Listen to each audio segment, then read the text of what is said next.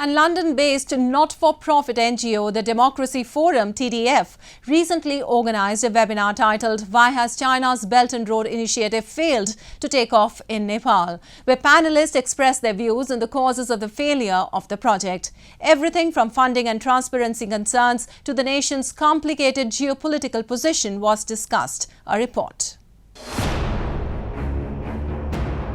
In 2017, Nepal signed up to China's Belt and Road Initiative. However, nothing has been accomplished after 6 years. No memorandum of understanding within the BRI framework was signed by the Prime Minister of Nepal during his 8-day visit to China in September. In June, Nepal's foreign minister confirmed that not a single project in the country had been carried out under the initiative after China claimed that the Pokhara International Airport would be the BRI's flagship project.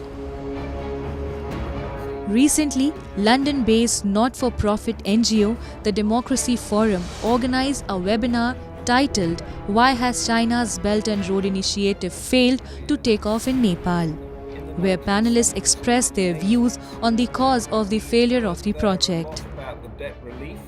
Everything from funding and transparency concerns to the nation's complicated geopolitical position was discussed.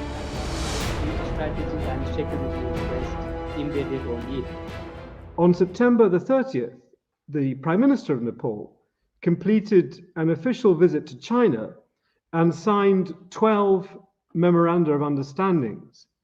But at a press conference on his return, studiously avoided confirming if any of the agreements were entered under the Belt and Road Initiative, the BRI. As the diplomat concludes, I quote, "Nepal signed on to China's ambitious infrastructure project in 2017, but 6 years later, the two countries have almost nothing to show for it." Political analysts say that Nepal has become increasingly wary of Chinese loans amid Sri Lankan's financial collapse and fresh US funding. Nepal is also aware of the situation in its neighborhood, Pakistan, which after signing up for massive Chinese debt funding, infrastructure projects, slipped into economic crisis and is now caught in political turmoil. Jeopardizing local interest, the CPEC project in Pakistan intends to benefit China and hence faces stiff resistance from the Baloch people.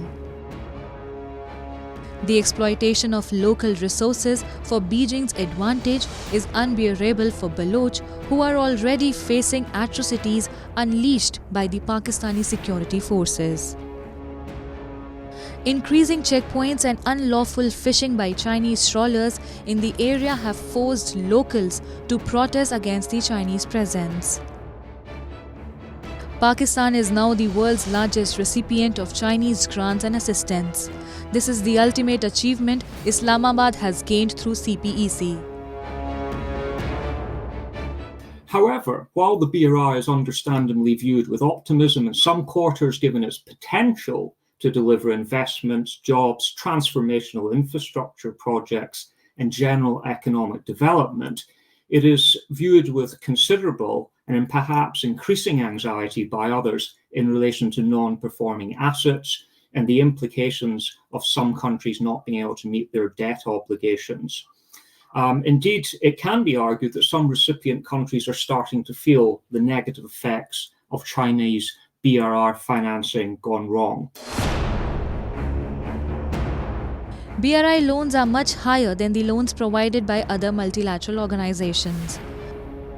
The average interest rate of BRI project is 4.2% with a grace period of less than 2 years and a maturity length of less than 10 years. Nepal's reluctance to fully embrace the BRI is also linked to concerns about its constitutional obligation for non-alignment. The fear that Chinese interference might lead to financial disaster is the main reason behind the non-implementation of Chinese projects in Nepal.